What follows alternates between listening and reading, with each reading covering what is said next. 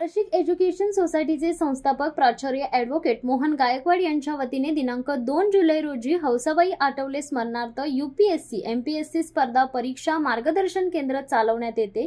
या उपक्रमाअंतर्गत नुकतेच स्वर्गीय पार्वतीबाई महादेव सावळेकर रोटरी सभागृह येथे छत्रपती शाहू महाराज जयंती व विद्यार्थी मार्गदर्शन प्रशिक्षण शिबिर मंगळवार दिनांक 2 जुलै रोजी आयोजित करण्यात आले होते।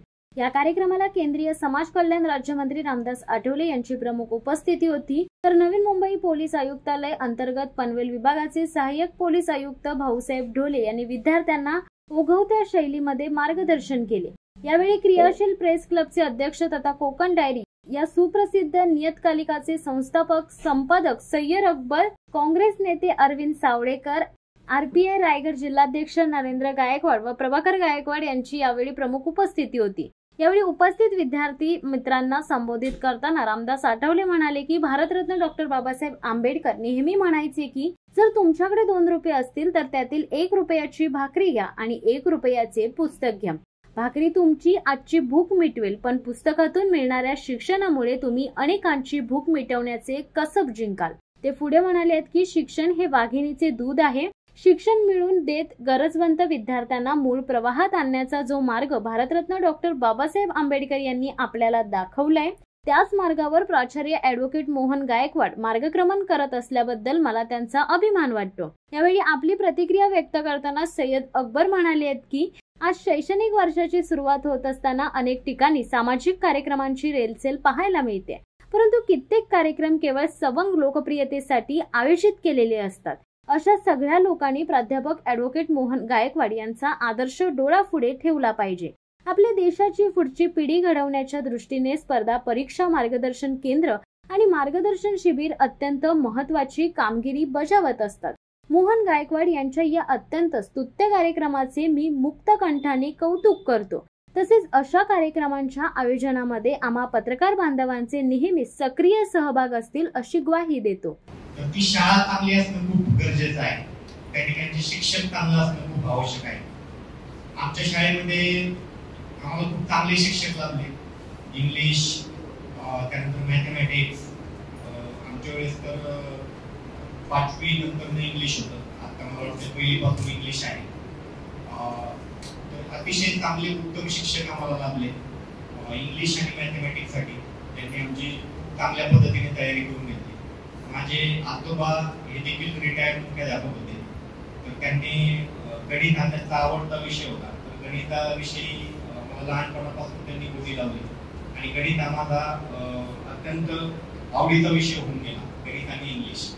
आणि मला असं वाटतं की तुम्हाला कुठल्याही क्षेत्रामध्ये जर यश मिळवायचं असेल तर हे 2 विषयावरती कमांड असणं खूप गरजेचं आहे, गणित आणि इंग्लिश। जर आपले हे विषय कच्चे असतील तर आपण याच्यावरती मेहनत घेतली पाहिजे, याच्यावरती जास्त आपण फोकस केला पाहिजे। आणि आमच्या हायस्कूल जे होतं त्यावेळेस आमच्या हायस्कूलला ग्रांट नव्हती, सरकारी अनुदान नव्हतं, संस्था होती।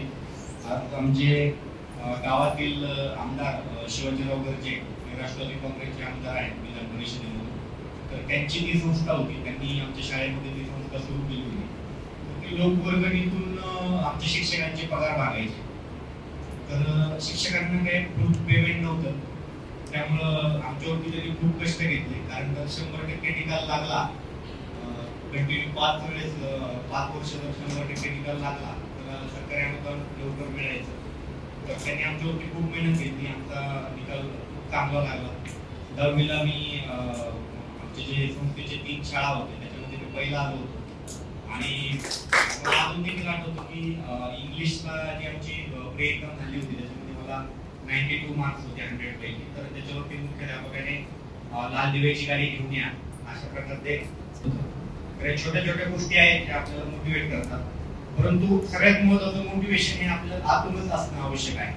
आज तुमचे आई वडील किंवा तुमचे नातेवाईक तुम्हाला म्हणत असतील की MPSC कर, UPSC कर, आणि त्यासाठी जर तुम्ही येणार असेल तर मग ते होणार नाही।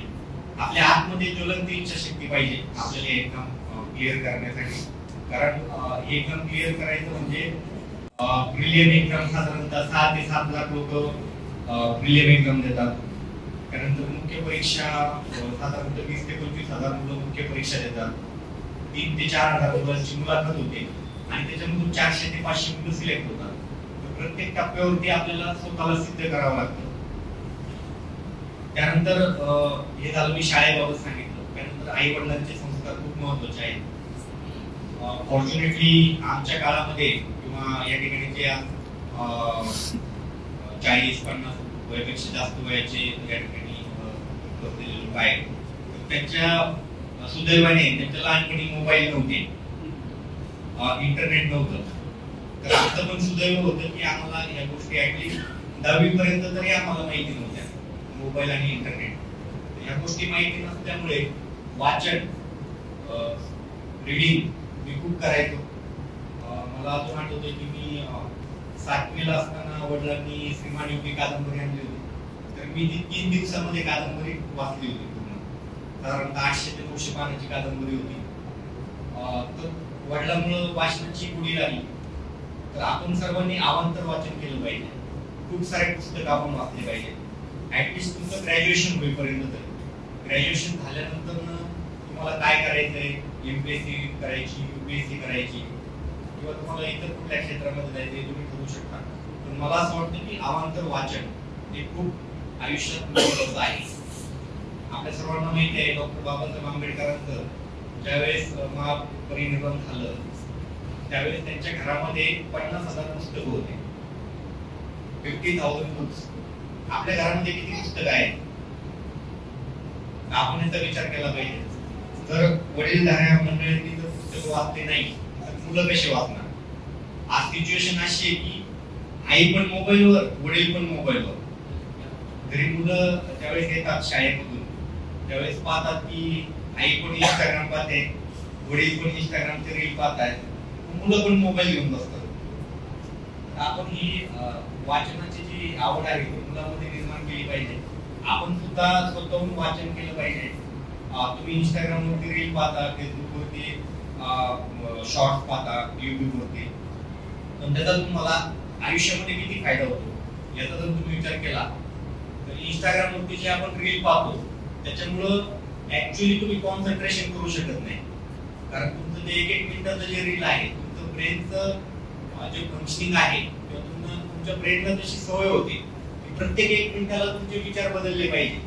त्यामुळे तुम्ही कुठल्याही गोष्टीवरती फोकस करू शकणार नाही. ज्यावेळेस तुम्ही अभ्यास करायला जाल त्यावेळेस 10 मिनिटं, 15 मिनिटं, 1-1 तास एकच पुस्तक घेऊन बसणं किंवा एकाच विषयाचा अभ्यास करणं हे अवघड होऊन जाईल. त्यामुळे ह्या सर्व गोष्टीचा लिमिटेड यूज आपण केला पाहिजे. आपण सर्वांनी स्वतःवरती निर्बंध घालून घेतले पाहिजे की मी याच वेळेमध्ये इंटरनेटचा यूज करेल. शिवसत्ता टाइम्ससाठी ओमकार नागावकर, अलिबाग. दे धडक बेधडक वृत्त देणाऱ्या आपल्या शिवसत्ता टाइम्स न्यूज चॅनलला लाल बटन दाबून सबस्क्राईब करा आणि बेल आयकॉनला क्लिक करायला विसरू नका.